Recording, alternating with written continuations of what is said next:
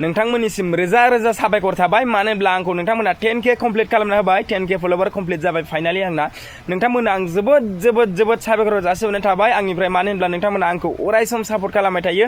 आरो बिदिनो सापर्ट खालामलांबाय थागोन होननानै आं आसा खालामो नोंथांमोन आरो मोनसे मोजां खौराङानो जाहैबाय आं नोंथांमोननो लाना फैदों मानो होनब्ला नोंथांमोन आं जाय बिथांमोना फेसबुक मेसेन्जाराव बुंहरदोंमोन आंखौबो बानायना हर होननानै नाथाय आङो लासैनो बानायलांगासिनो नोंथांमोनखौ बानायहरगासिनो आं दिनैसिम मानो होनब्ला 8 जन मानसिनिखौ बानायनानै हरबाय आं नोंथांमोननिखौबो लासैनो बानायना हरगोन जाय बिथांमोना फार्स्ट